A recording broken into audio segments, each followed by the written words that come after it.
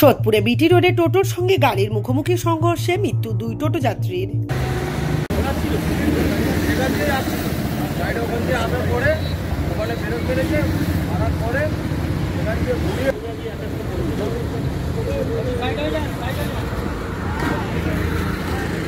বুধবার অক্ষয় তৃতীয়ার সকালে মর্মান্তিক পথ দুর্ঘটনা খর্দা থানার সোদপুর স্বদেশী মোড়ে বিটি রোডে টোটোর সঙ্গে চার চাকা গাড়ির সঙ্গে মুখোমুখি সংঘর্ষে মৃত্যু হল টোটোয় বসে থাকা দুই মহিলা যাত্রীর।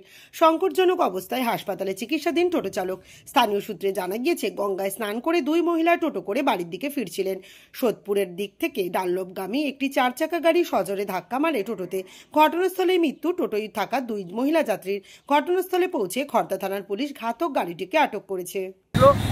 আসার পরে মানে টোটোটা এখানে দাঁড়িয়ে ছিল, টোটোর মধ্যে দুটো মহিলা ছিল, আর একটা সাইকেলওয়ালা দাদা দাঁড়িয়ে ছিল এখানে।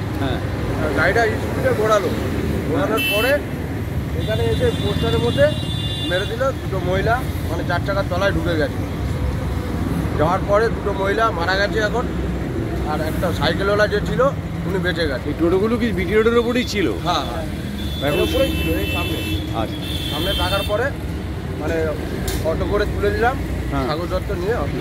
মহিলাদের অবস্থা কি দেখলি? মারা গেছে একজন, দুজন মারা গেছে।